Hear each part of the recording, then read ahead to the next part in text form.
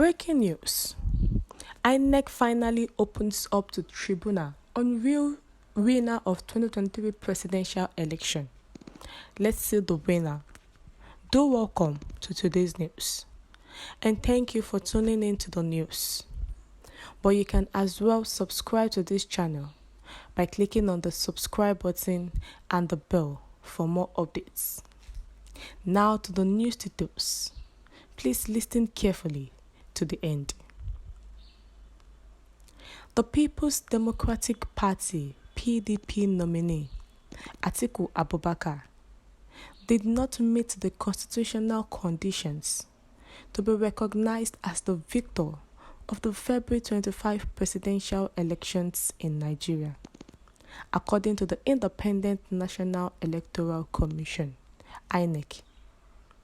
In response to Atiku's petition to the Presidential Election Petition Court (PEPC) regarding the results of the 2023 presidential election, Inec made this submission. Atiku and the PDP filed a challenge, but the Electoral Commission requested the court to reject it because the former vice president did not receive at least 1/4 of the votes cast in at least 2/3 of the 36 states of the Union and the Federal Capital Territory (FCT). The Federal Election Commission declared that the first petitioner, Atiku, failed to score at least 1/4 of the votes cast in at least 2/3 of the 36 states of the Federation and the Federal Capital Territory (FCT), and as such could not have been proclaimed the victor. The election was conducted in substantial compliance with the Electoral Act 2022 and was not tainted by any corrupt practices, it added. The All Progressives Congress (APC) candidates, Bola Tinubu, won the election, which was free and fair, based on the votes cast by Nigerians, and met all the standards outlined by the Constitution, according to Inec's testimony before the Tribunal.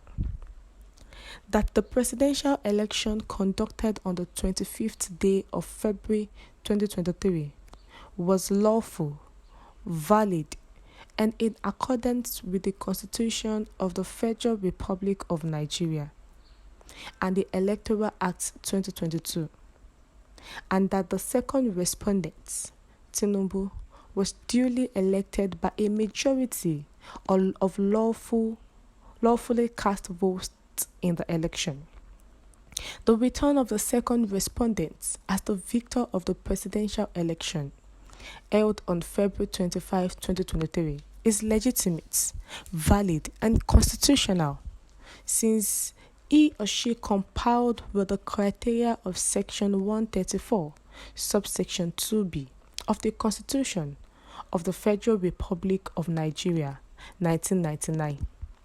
The second respondent was eligible to run for office at the time of the election.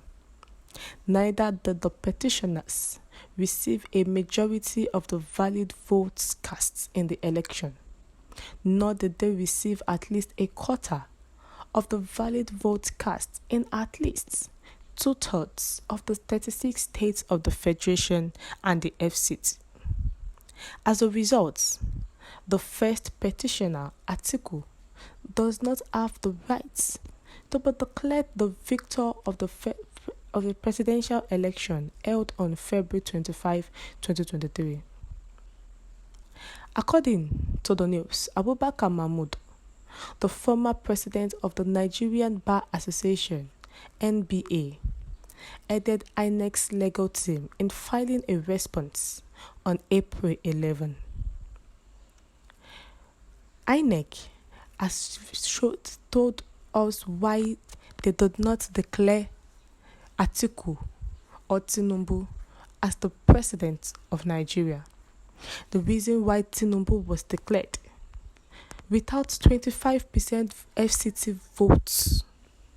That Atiku did not even have 1/3 of the vote casts, not to talk of Obi, and that Tinubu got 25% of the vote casts in the 36 states, but did not have in the Federal Capital Territory.